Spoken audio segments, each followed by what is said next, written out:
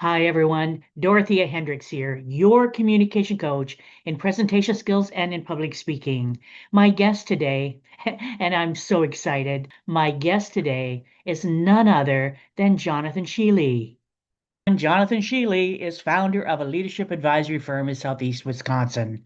Jonathan works with business owners and leadership teams to strengthen leadership, build healthy teams, and grow companies that leave a meaningful legacy for their families and communities. Welcome, Jonathan. How exciting to hear all about legacy leadership. Thank you, ma'am. Thanks for the invite. I love it. Well, I've got a lot of questions, and I'm sure people would love to know. Here's the very first one. What does the term legacy leadership mean, and how does it differ from traditional leadership? It's an excellent question. It's the basis of my practice. There's a difference between management and leadership. That's probably the best place to start. We manage our assets. We move money from account to account, but that's not how you really lead a company. Leadership is influence, is a basic definition that people use quite a bit. But when I say legacy leadership, that adds a component that not very many leaders that I've witnessed are operating on regularly. And that is, what are you getting started with your leadership? What happens when you're gone? What happens to the things that you worked your whole life for, your career for, when you no longer have the ability to impact on a day-to-day basis? And this is draws a direct contrast between management and leadership as forward moving and forward thinking, because we can only make static management decisions for today. We look at our dashboards, we move resources here, there, and everywhere. But with people, you have to set them in a direction, and you have to trust that they're going to do what you have trained them and inspired them to do. And you can't be there to say yes or no or left or right every single time they make a decision. And so when I say a legacy leader, I mean someone who's building something that's going to outlast them, and building something that more than just one group of people is going to say is a success. Um, I got started in this thinking because my wife and I were on a road trip one time, and we started talking about this one company, and I was like, man, that's such a great company. And she's like, you know why we know that's a great company? And this sticks with me forever. She said, because if you ask the kids and spouses of the people who work there, they will say it's a great company to work for, not the employees, because lots of employees might like something that they do. But when you ask an employee's spouse or children who come, who see that employee come home every day, and the mood that they're in and the things that they talk about and whether or not they're beaten down or excited, that to me that's a legacy leader, a leader that has built a company that not just is successful on paper or at the bottom line at the end of the year, but is having a meaningful impact in those families in that community. In your coaching leaders who want to be, have a legacy, leave a legacy, what are the most common barriers that you've faced when they're trying to communicate legacy leadership? And the second part of the question, what are the barriers and how do these barriers impact what they leave behind, if anything, if anything? I think the biggest hurdle is actually mindset. So a legacy leader necessarily is thinking long term. And so that means they make decisions that don't sound like the right decision today, because today won't look any better if they make that decision. But tomorrow and months and years down the road, that company will be better. The community does have benefit and sees value, but just not immediately. And our culture, our business culture, and just our general population culture today prioritizes immediate positive feedback. And so when they see a company making decisions that are difficult, such as not hiring a certain person when that person checks maybe 7 or 8 out of the 10 boxes, they go, oh, why wouldn't we just want someone in? But a long-term mindset says, but the 2 boxes, 3 boxes they didn't check would have been a critical failing in our culture as a company. or when someone has to be let go, when they thought maybe they were a good fit, but eventually they expose themselves as not a good fit. That seems like an immediate today problem. Like, wow, how could we operate without that person? But in reality, a legacy leader says, I'm not willing to sacrifice 3 or 4 months from now, 10 years from now, for the marginal small gains that we get today.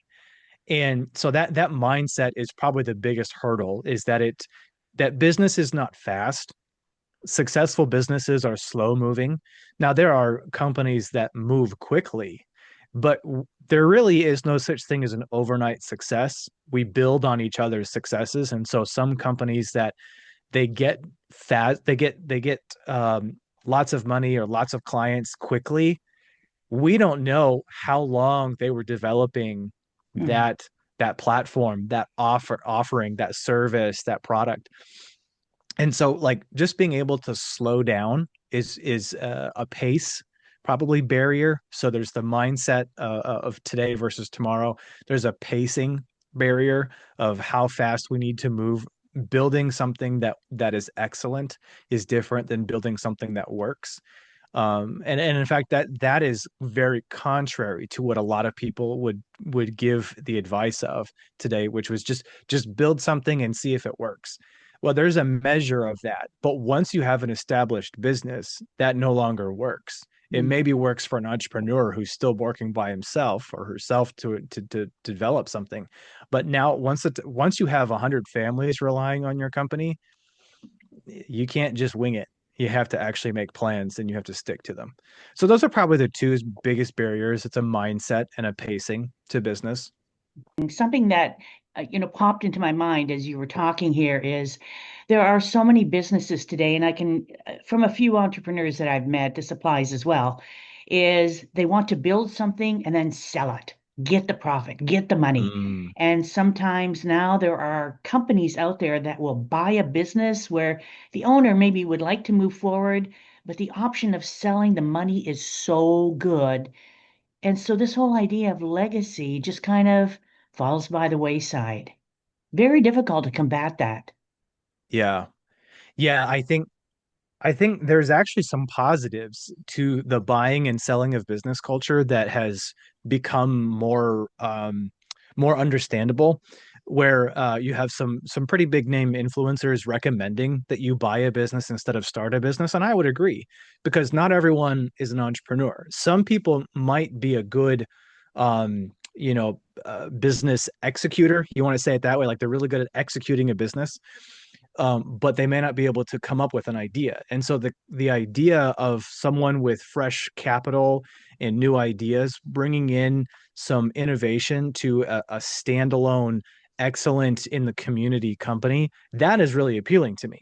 Mhm. What's not appealing to me is the business flippers who come in, who buy, who, get the P&L looking ship shape for 5 to 10 years, or maybe not even that long, maybe 2 or 3 years. And then they sell it for a profit because the P&L looks good. Well, the problem is that they wrecked the company to get that P&L to balance. And what I would rather see is more of a mentorship model. I have a client that did this actually. I have a client who sold his company to his two lieutenants, had an off ramp clause in the agreement, and then his son was brought in a minority stake ownership, not as a CEO, not as a primary owner, but as a legacy addition to that company with experience, with the history, with the client book, but not capable of stepping into a CEO role yet. Those two lieutenants, they did have that capacity. And so that kind of handoff, which by the way took 18 months, is way better for the clients, for the current set of employees, and for the future of that business, because now there's also a recognition that the legacy that was started may not be the exact same legacy as the next ownership group to take over, but now with the training that they had with the founder, they will be able to craft a functional legacy that honors the original legacy and still moves forward with innovation and with excitement. That is possible, but again, it's not get rich quick, and Mhm. it's not as sexy, if you want to say it that way. Oh, sex means a lot these days. Okay. Uh, I was listening and watching your various videos, all of which are absolutely, they are all filled with information and so interesting to listen to. And I'll encourage anyone to go and watch your YouTube videos. But in one of them, you talk about every leader leaves a wake. Every leader leaves a wake. What do you Hmm. mean by this? Leaders are people, and I think if we forget that, we forget the core functioning of what a leader does and is. Every leader has relationships with the, if you have a leadership team, those are probably the best, or the most practiced relationships. But I worked with, I'll give you an example of what I mean by this. Okay. So I worked with, when I was right out of college, I worked with my first boss was a vice president for advancement. He had been doing his job when I was hired for probably 30 years. He knew the insides and the outsides of the company, of the role. I actually was taking one of his director positions. Like he had 5 or 6 directors that worked for him, and he had never actually hired a director to do this job. And so I was the first person to step in since he had begun doing that job to do that role. So he knew exactly what I was supposed to be doing, and he worked tirelessly as a supervisor. He mentored me on a daily basis. He brought me in for, I was young and impetuous and I had big ideas, and I would come in and I'd sit in his office and I'd say, "Jim, what in the world are we doing?" And this, and he would calmly give me the context. He would give me an example. He would give me the business case as well, like the financial business case for why we did something a certain way. And he did it in such a way that allowed me to express my concern and my frustration. And yet he still very clearly had control over the situation, but he could talk me down. I mean, I would be railing in the inefficiencies of this, that, or the other thing. And then he'd explain it to me and I'd be going, "Oh, okay, so that makes sense." I also had a different boss one time who's the complete opposite, who I would come in and I would say, "Hey, here's something that we got to do." And then he would explain to me for 45 minutes why that was a stupid thing to think. And I might be able to say another 25 words in an hour. And the stark contrast, people, anyone who has had those two different bosses knows exactly what I mean by leaving awake.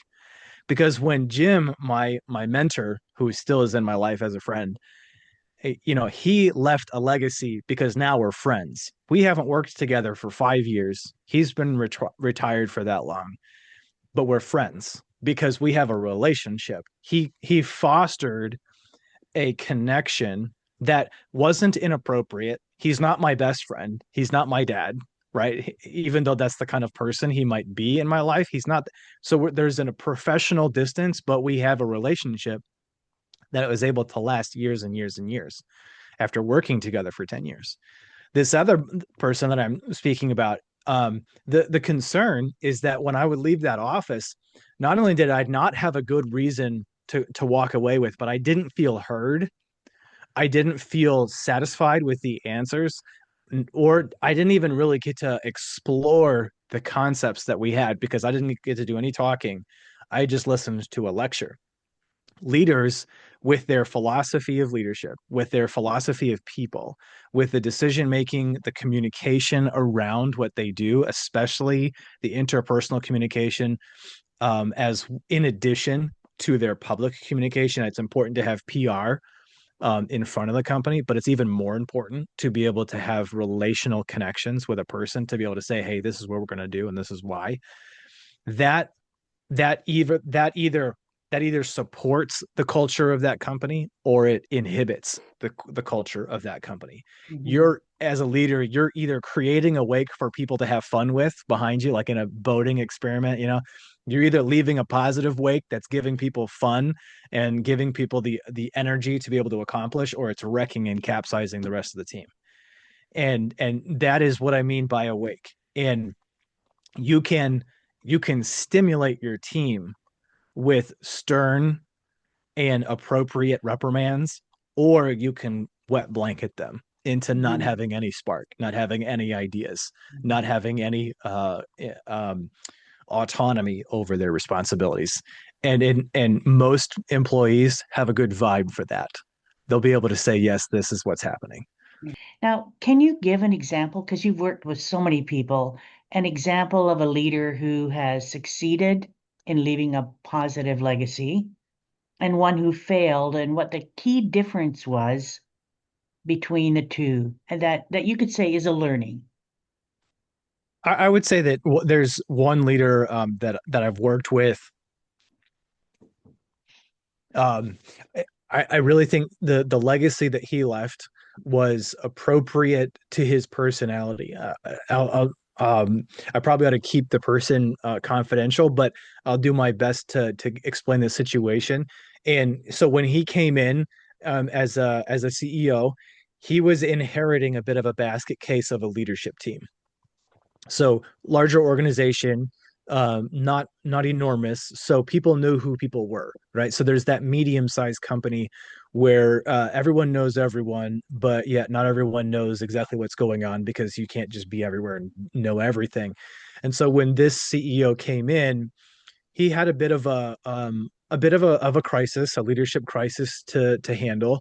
And he came in under full support of the leadership structure, the board that he was working under, and yet his operating leadership team needed a full upgrade. And here's how I respected what he did, and how he was able to accomplish this his over his tenure. He began to build systems that people either opted into or opted out of. Instead of coming in guns a-blazing, firing a bunch of people, he started to ask questions, learn from people in their situations, in their individual roles. He used the information that he had access to craft a legacy that has far outlasted his particular time in that role. When he was able to take a step out, his replacement has been able to start from a completely new structure of leadership under him that is more functional, that is more communicative, that has a strategic arm, a research arm, that is not unwieldy. In a larger organization, there's a temptation to have a really large leadership team. I mean, I'm talking like 20, 30 people. But the problem is leadership with 20 or 30 people is like herding cats. Everyone has a different direction they want to go. And so what he was able to do was learn from that unwieldy group that he came in with. And instead of exercising his authority, he established a legacy of learning within that organization that says, hey, I want to know what you think about this thing and that and this issue and that problem. And you know what? Eventually, the people who didn't want to be a part of the solution, they opted out. But guess what? He didn't have to fire them, because he established a new vision for what that company was going to be doing and saying, you know what? This is where we're headed. This is the kind of people that we're going to be. And people were either able to say yes or no to that. Plenty of them said yes. And they were able to craft really effective solutions that to this day have increased decision making time, have added the capacity for research to be digested, have allowed for listening across the larger organization. And I think at the bottom line, his legacy will be not that he fixed a problem, but that he set up the solutions to be natural and to be not just his solutions, but everyone's solutions to crafting a better culture moving forward. I can't think of a better way for that kind of situation to come around, because usually when someone comes in and inherits a mess like that, it's just, it's bull in a china shop. Yes, no, you're fired, you're out, budget's gone, this kind of stuff, projects shuttered. It's just not what he did. And to this day, his legacy is not in his individual decisions, but in his restructuring of a functional leadership architecture within that company. On the opposite spectrum, I can see someone who took the responsibility of owning a company that I worked with, and took it under similar situations. I would say they're not the same company. Where the company that he took, he and his wife took, they accepted the challenge, knowing that it was going to be a challenge, and then kind of did things all backwards. Got rid of the best clients, didn't listen to the culture of that company. Not a big company, but a highly profitable financial operation, and didn't run it into the ground, but completely changed the culture that was so powerful in the first place. There was same product, but the service is all gone. You can have a company that is balanced in their P&L, and maybe it looks good to the investors, but the problem, like I'm mentioning, they are still working in that company. They have a chance to turn it around, I think, to the positive, but they have messed with the secret sauce. Like I say, some people, there's a secret sauce to highly successful businesses, and it includes those people that are value creating. And when you tell them that their value is no longer there, they stop performing like a high performer. And so I can easily connect someone's legacy leadership to how many people choose to stay when there's a new leader who has a significant upset to the company. When a new leader comes in, there's always 10 to 15% turnover, just by nature of change. Not everyone likes change, but if you can score within the first 4 years, I forget the specific study. I'll see if I can find the citation for this, but there was a study that was done that says if you can score above 70% retention in a 4 year standing after you become a CEO, you're well above average. You're well above average. And the 70% retention is already good retention, but if you can do that within 4 years, you're likely to succeed with that company in the long term. You talk about setting a strategy. I've heard you talk about setting a strategy, and I've also heard you say instead of letting someone else do it, it's better if you do it. Can you give a bit of background to that? Explain that. Oh man. So in any given company, you have to own your role. So if you're a line worker, right? Like you have no management position. There's no one over your but yourself. You still have leadership over yourself. Mhm.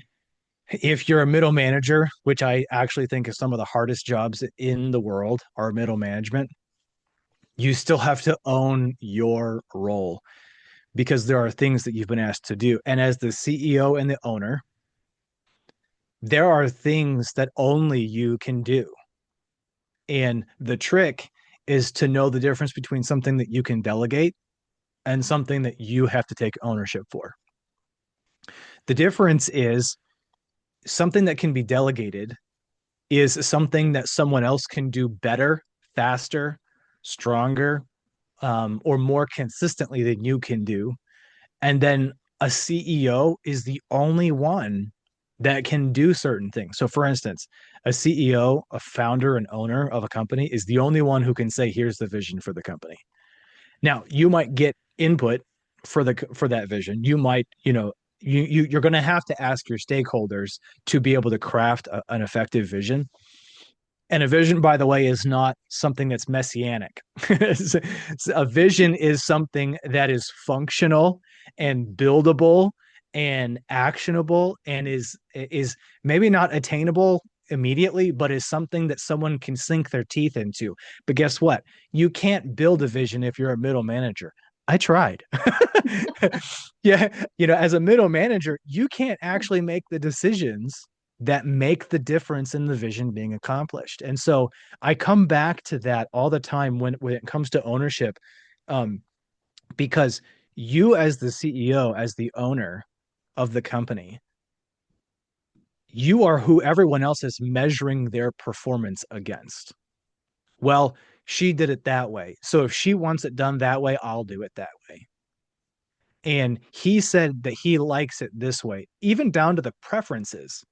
This is how, if you operate accidentally, that's how everyone's going to operate intentionally. So when I say own it, I mean grab it by the horns, figure it out. And if you need to delegate it eventually, great. Now you do that from a position of knowledge, not from a position of privilege. There's a difference. And leadership, legacy leadership is nothing if it's not recognizing that your role is a responsibility to steward the people and the profits and the product that you are in charge of. And if you haphazardly say, I don't really like this project, I'm going to have someone else do it, and guess what, that person's not going to take any more intention than you did by giving it away. So there's a time and a place to getting in and getting your hands dirty and figuring it out, and there's a time and a place to delegation. But as the CEO, the best CEOs know when something has to be said, decided, published, whatever, from the CEO's desk, because they're the only person who can do it. Mm. I remember listening to you at one point in one of your videos or interviews, actually, a podcast, and I think you were working at a job. You weren't self-employed yet, and you were in I don't know if it was the university, but anyway, where you were working, there were a lot of complaints. People were, well, some complaints. People were complaining about different things, and that wasn't taking ownership. You gave the example of yourself, of instead where you had a complaint, instead of going down, sharing it down, you went and shared it up, Mm, right? yes, And found that yes, some of your ideas were implemented. yeah, yeah. And here's all right. So everyone knows the phrase "misery loves company." Yes. In a company, in an institution, gossip loves company, because everyone wants the juiciest detail. There's always the meeting before the meeting and the meeting after the meeting and the meeting at the water cooler after the meeting and the meeting. And there's some humorous interpretation to, like, TikTok videos about this. And I'm not here to say that there isn't a place for having fun and for having like oh, did that actually happen? you know, but here's the thing. When it comes to the pattern, everyone has a responsibility to do what they can do. If I consistently see that something within the scope of my work is not getting done well, instead of complaining that no one figures out how to do it, just do it. You become invaluable, especially as an entry level employee. You become invaluable if you say, hey, I have an idea about how this can be accomplished. Or would you give me the responsibility of making sure that this happens in a better way? Instead of saying, that's not my job, that's not what I get paid for. Anyone can say that.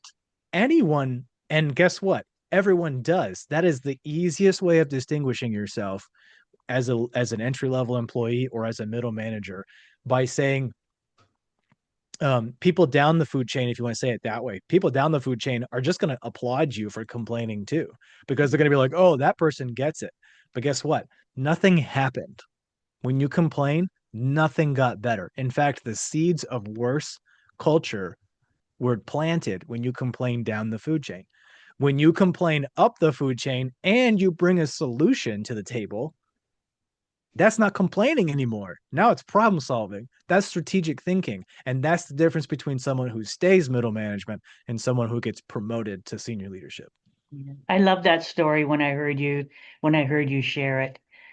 Well, Jonathan, I think we already know, but just in case somebody missed it, really, what is your passion? Sometimes I get sick of hearing, what's your passion? But what is your passion?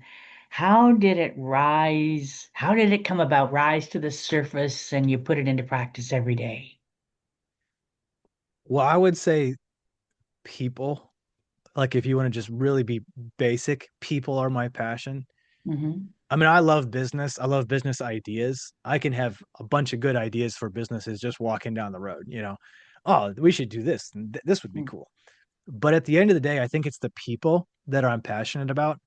When I was working in the university that you mentioned, I did 10 years in administration there. And um, when it was clear to me that I needed to move on for a bunch of different reasons, I was kind of like sitting and I was talking with one of my very close mentors, and we were talking about the kinds of things that I could do. And I had gotten, to be honest, I'd gotten kind of discouraged because I was looking for jobs elsewhere and I wasn't finding very much success with even getting interviews. And he asked me, "So, what do you love most about your current job?" So, this is before I had resigned. And it took me a long time to figure that out. What I came to realize though was my favorite part of my job was teaching. And when the teaching got a hold of someone, their eyes just light up. No one likes to sit through a lecture when it's boring content. But when that lecture drastically changes the capacity for your job to be better instead of worse, people's investment becomes apparent on their face. And I got so much excitement from doing that in my job with university that I was like, I want to do that the rest of my life. I don't really know what that at that time I didn't know what it meant. And I have been experiencing what it means to build a business since then. But at the end of the day, I'm in it for that light bulb moment when someone realizes that their life doesn't have to suck, that their job doesn't have to like take all their lifeblood out of them. And that as a business owner, there is a way to be confident that your people know what they're supposed to be doing, that your profits will worry about themselves when your team is aligned, and that when you're gone, people will still be carrying on that torch because you carried that mission effectively to them in their being, in their soul, as it were, not just their, like nice vinyl stickers on the wall. I mean, it's easy for a coach and a consultant to come in and say, "Hey, here's your new vision. Here's your new mission. Now go and do it." And then ghost, I'm out of here. Now you've got a nice vinyl on the wall. And that's not why I'm in it. It came about, my love for this came about from being solutions oriented, from seeing a problem, coming up with a framework to not just fix it once, but to consistently fix it, and watching people's eyes light up when they realized that they didn't have to do that thing that they hated, that they had a thing, that they had a solution for that issue.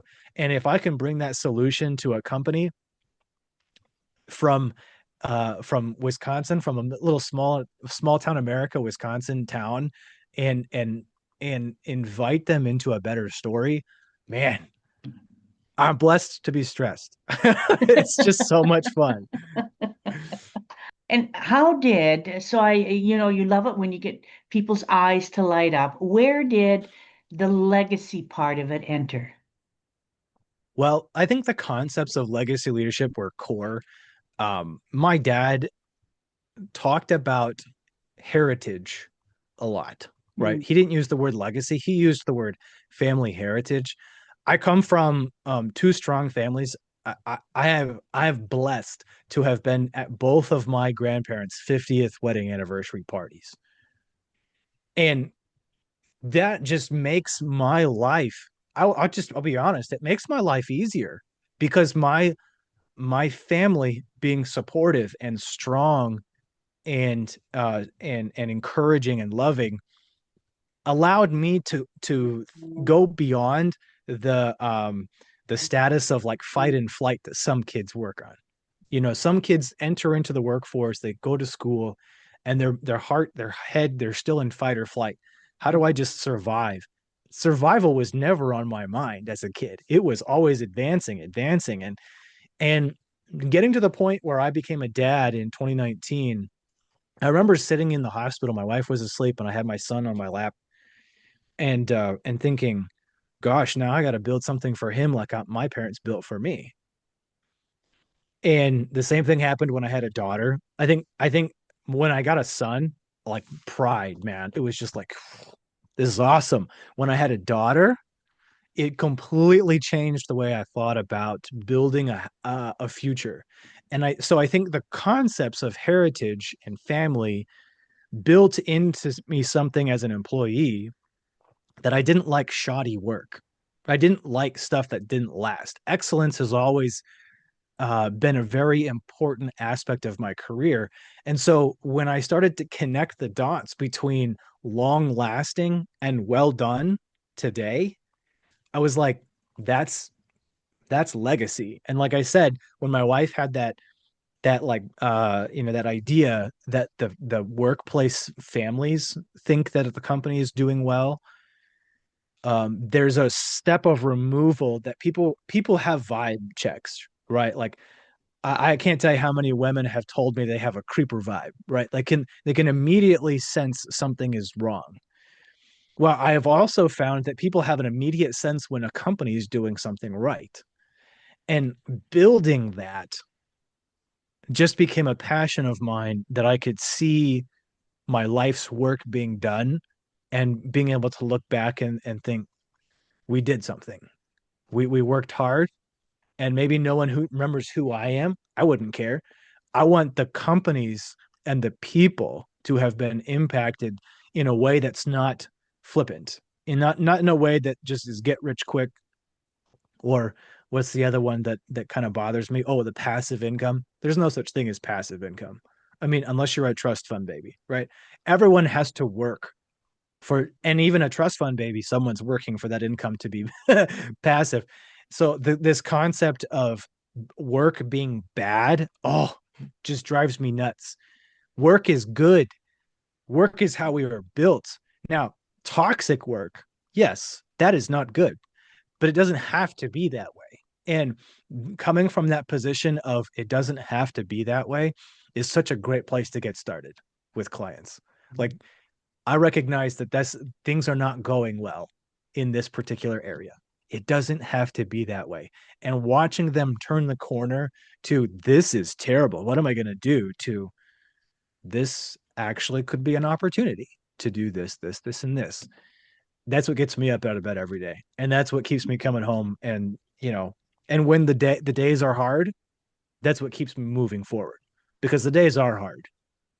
Anyone who tells you as an entrepreneur that everything is just like hunky dory, either they're lying to themselves or they're lying to you.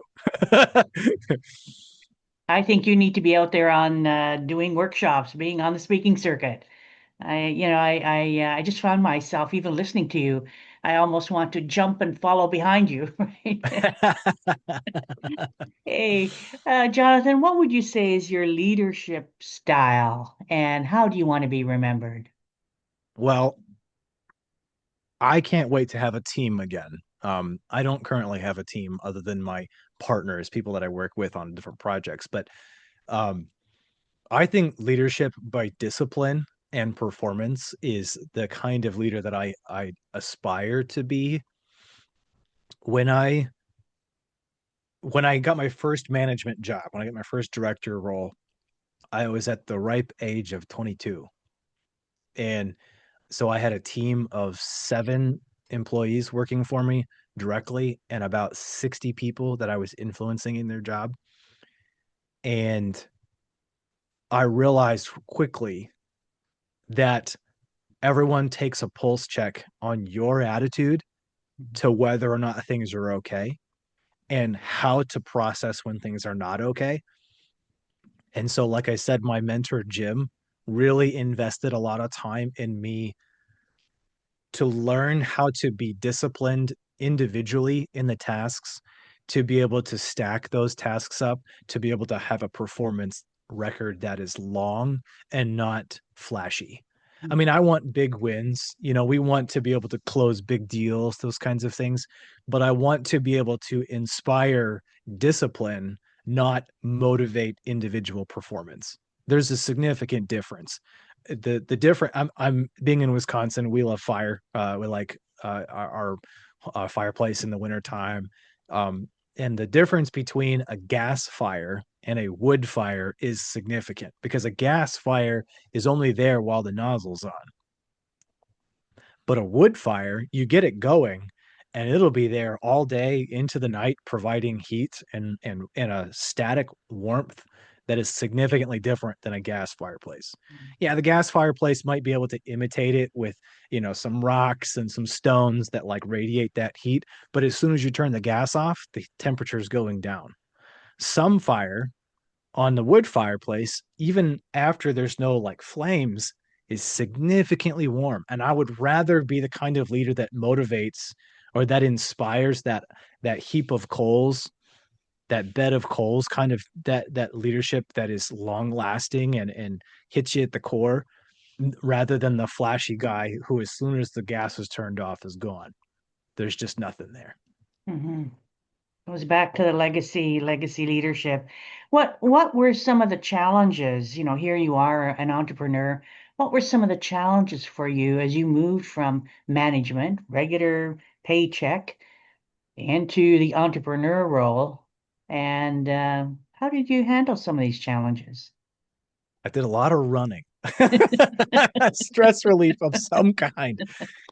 No, it the transition was, so we tell people that our story is not necessarily one I would emulate directly. So um my daughter was born in March, and I resigned in May.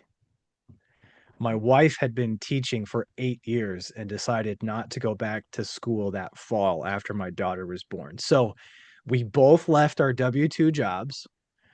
We had a brand new baby and a 6-year-old at home and decided to start a business. and and honestly, so there's two ways I could take my recommendation. So the thing that made the biggest difference was actually being the one who was responsible for the income immediately. I'm not sure that I would have learned how to figure out income had that been the case. If I had kind of slowly built my company while I was still working a W-2 job, there wouldn't have been any like reason to get it done. And so working as a manager, I, I don't mean to say this in a negative way. The W-2 world, the middle management, the corporate life lulls you to sleep. There's a rhythm that's nice and rhythmic every day, every month. And in education that my wife and I were in, it's a cyclical cycle, it's a cyclical rhythm on the year. These events happen here, this event happens here, and there's really no reason to get better at what you're doing. No matter how hard you work, you're not getting paid anymore. No matter how much you show up, the impact doesn't seem to be as visible in the W-2 world. And so when I realized that I could get more done in 25 hours of entrepreneurial work than I could have in 50 or 80 hours of W-2 work, it was like my mind just exploded. Now, not everyone has that capacity, but I felt so pent up by the corporate structures of approval and process that were necessary, but that didn't allow me to try and fail and learn and grow. Initially it was an easy transition, and I had some easy success right out of the gate. And then I had to figure out how to not make my success a process. And it was like, oh, so what it means when say someone says they work from home and they have a flexible job, it means they have the flexibility to determine their schedule, not that they don't have a schedule. You have to have a schedule to still be effective. And learning that lesson, that second lesson, that I had to have a schedule, was probably the thing that like took the longest, unfortunately. I probably could have been further along in my company um had I not wasted some time. And I shouldn't say wasted, because when you've got young kids at home, those were not wasted time. Like spending time with my family, going off and doing things with my connections. Like I'm not here to say that I wasted my time, but my business could have been further along had I been more disciplined in my scheduling in those early months, because there's that flexibility that immediately is like, wow, if I don't want to do work at 8 a.m., I don't have to do work at 8 a.m. But the problem is there's also not going to be a paycheck on the 15th and the 30th. So you'd better do some work at 8 a.m. And so it was a good transition. My wife is a saint for putting up with all of my ideas. And for every lunchtime, I come upstairs. I work in the basement right now. I come upstairs for lunch and the kids are crazy, and she's like listening to my harebrained ideas. But that transition was ultimately, I think it was successful because I saw the possibility out Mm. of entrepreneurship and not just the potential for not working. Right? Some people's goal is to make enough money so they just don't have to do anything the rest of their life, and that's just not going to be me. I'll be working my butt off until I die. I know that. I just have to figure out how to do it in a way that's functional, and it is allowing me to pour into the people and the communities that I'm involved in. Just very motivating. So, Jonathan, looking at yourself, because I'm certainly you've done a lot of reflection. What would you say are the three skills that you've developed, or maybe you were born with, I don't know, that have helped you be where you are today and work with the people that you work with? um, Learn how to talk to anyone. Being the son of a teacher and a staffer at the school that I was growing up at, and the grandson of a preacher, I was around people and stages from the time I was small. Hmm. Learning how to talk to people who I didn't really understand was a very early skill that was kind of like forced on me as an oldest grandson. I don't have any regrets about that because I think it has allowed me to be where I am today. Mhm. It doesn't actually stress me to be in front of people. It doesn't stress me out. I mean, there's the performance anxiety of being able to do things well, but just being in front of people, I love it. I actually get energy from it. So being able to talk to anyone, I think, is a critical skill. And then reading, I love reading. And if I were telling a parent anything, or a budding professional anything, it's inspire a lifelong learning through reading and not listening or watching. There's so much content out there that doesn't actually engage your brain. I love podcasts. I love podcast speaking and guesting. I listen to a lot of podcasts, but it's no substitute for actually thinking critically about the book, the pages, the words on from that author, because they had to develop their argument. They had to sift through the resources, and you need to be able to learn how to do that too. And so being able to read widely, I try to read 50 books a year. I've never actually hit that total. Last year I was really close. This year I'm on track.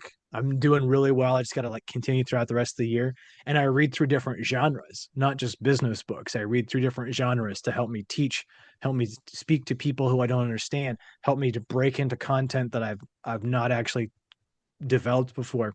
So speaking, reading, um, and then just very practically learning how to make money. It's kind of a, it's kind of a, if you've never had to go out and make money, you don't understand what I'm saying. But if you've ever not been in a W-2 and had bills, there's the art of making money. And sometimes that's selling stuff on Facebook Marketplace at the right time. Sometimes that's catering. I learned how to cater. I can smoke barbecue and bake dinners and chicken and stuff. I mean, so learning how to just make the income instead of worrying about the expenses is a valuable skill that anyone should be able to learn. You can get stressed about all of your obligations, or you can just make more money. And it doesn't always have to be the same. And this is the trap as a W 2 person. You're like, well, how would I develop that? How would I add to my 40, 50 hours a week work? Well, if you're an entrepreneur, it's not actually a 40 or 50. It's like some weeks I work 20, some weeks I work 80.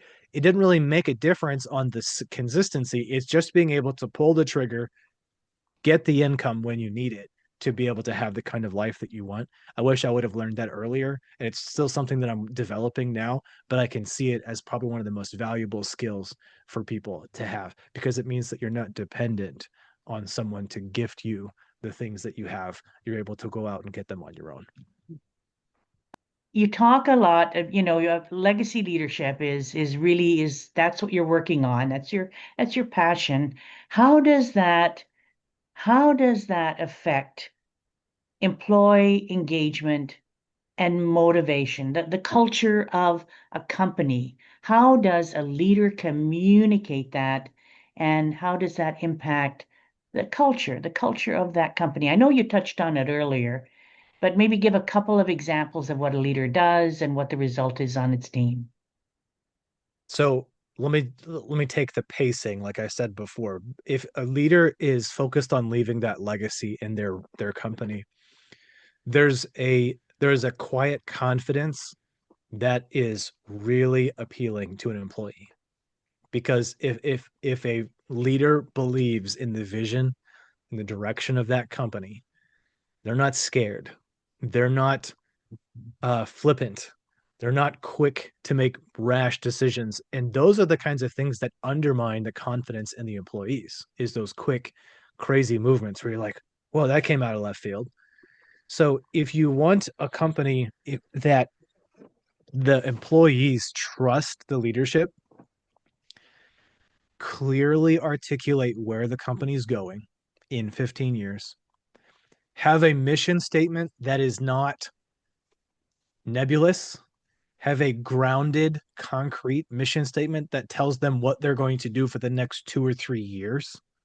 So this is where we're going in 15. This is what we're going to do in the next 2 or 3 to get to that 15, and have a strategy that's always being implemented on the quarterly basis.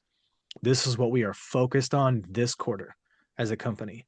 This is what we're going to do that's stacking, that's going to get us to where these 2 or 3 years are successful, and then celebrate wildly when you get those goals accomplished.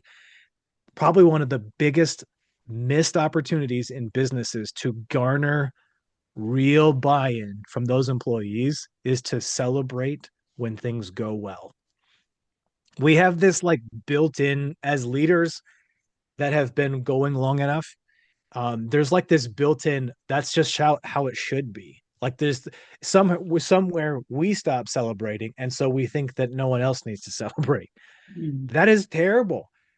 This is huge missed opportunity. Now, it doesn't have to be corny.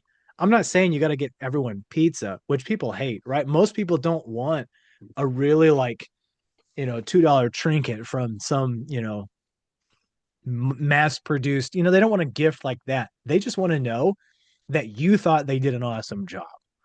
And you have to mean it, right? So if you set your goals up so they're audacious and that they're meaningful, and you're going to do something with your years, once you accomplish that, there will be legitimate celebration time. And making it concrete, making the goal concrete will give you the timing. Making the goal connected to a celebration will tell them what you're going to do before you accomplish it. Like I know one company that I've worked with as an example. The team likes cruises. Okay, so it's not a huge team, but it's a big enough team that for the whole team to go on a cruise is not inexpensive. So they know that if they hit their 3/4 goal, so 75% of the year, if they can hit their goal within that 75% and not take all 4 quarters to do it, the whole team goes on a cruise. That is insane. I mean, we're talking like a long cruise too, not just like a jaunt out into the water and coming back. I mean, we're talking like a long, like, ordeal. And so those team members are motivated because they know that their part of the job is to get them to that Alaskan cruise. So telling them ahead of time, this is where we're going for 15 years from now. This is what it's going to look like 3 years from now. And this is what it looks like in the next 2 or 3 quarters. All of a sudden, people have the clarity to actually perform their job. If you never set them any goals, if you never tell them where you're going and you just expect everything out of them, people are like, well, there's no difference between today and tomorrow, so I might as well slough off today. And that's how you lose good people, because good people hate that culture. And people who are like just collecting paychecks, they're like, that's where I want to work because no one's holding me accountable.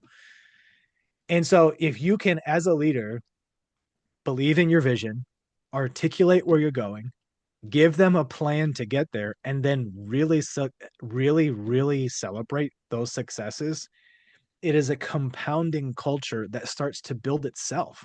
Then you're not responsible for the whole culture creation. Mhm. All of your team is a part of that building its culture as well. It's hard to get started. I'm not going to lie. It's not like you can just flip a switch, come back from an all-day meeting and have a vision. No, it takes time to develop it, but once you do and you develop it and it becomes a part of who you are as a company, is powerful. And people will feel the difference in their services. People will feel the difference on being a part of that team, because maybe it's hard to get onto the team. And then once you're on, it's like, man, I got a lot to do, but I also feel like I'm supported in doing it. And um, yeah, it is a it is a there's a low threshold for this kind of thinking, right? There's just not very many people who are doing it. And so if you just try, all of a sudden you become more appealing as an employer, as a company, because it's just like, man, that company's going someplace and I want to be a part of it. As we wrap up here, Jonathan, perhaps you could just share with someone who's out there thinking about, I'd like to do this, I'd like to leave a legacy. Can you think of three questions, or what are three key questions a leader should ask himself, herself, to make sure they are building a meaningful legacy? Well, the first question you always ask yourself is, what legacy am I already leaving? And that assessment, that gut check, will give you a big amount of motivation right there. And sometimes, I'm not saying all the time, but sometimes when you do that assessment, that self assessment, that self reflection, you'll find that you've already started something that's worth building on. And I would say this is what happens to a lot of operators that are really excellent in a particular craft, say electricians, plumbers, people who are carpenters. My favorite, some of my favorite people are cabinet makers. Okay, because there's a particular precision to it. People like that have probably already started something really good, because there's a craftsmanship that's involved with their business, but they need to add leadership to craftsmanship. And so that self-assessment, what legacy am I already leaving? The next thing is, are there any easy wins? Are there any quick changes that I could make that would dramatically improve my legacy? Generally, when I ask that of someone, there's two or three things right on the hopper that people are postponing. They're decisions that they're kicking the can down the road. And if you can ask that question after you've done your assessment, most likely there's going to be something that you can do in the next 90, 120 days that will either stop a negative trend or begin a positive trend. And then that third question probably is, what do I want to be known for when I'm gone? Because lots of times I talk, especially with high performers, there's a distance between what they're doing today and what they want to be known for. And what they're doing today could be a very positive thing. They could be engaged in good, necessary, important work, and yet it's still not what they want to be known for Yeah. when they're gone. And I don't think you can ask that third question if you haven't done the other two questions first, because you need to know what you're already doing to be able to plan a change in your life to build something that you want. But really, that's what I do with leaders who are just starting with me. So those are the three biggest questions, and They're not always fast answers, but if you do that a self-assessment honestly and effectively, it it's a complete change in your life. Before we wrap up, is there anything, do you have any workshops coming up? Anything that, people where can they contact you? I'll leave a link, here on the last screen where they can reach you. But anything you'd like to add? Yeah, you just follow my LinkedIn page. That's where I'm usually talking about whatever's going on immediately. That's where you can see any of the new events that will be coming. The thing that I'm doing right now is I'm filling spots on leadership resets. And a leadership reset, we will develop those three questions. If you want someone to guide you through that series of questions, that's what a reset does. It's 3 hours of coaching, and it is a dramatic shift for most people who do it the right way. I usually send them a little bit of homework ahead of time. We have a really intense conversation. You can't fake it with me after 3 hours. You can fake it with me for 45 minutes, but boy, once that 51st minute hits, all of a sudden those all their standard fluff answers are gone. And now I start needling. And it's the difference between loving what you do and just going on with your day for the rest of your career. And yeah, that's a leadership reset. It's $1,000, and it'll change your life.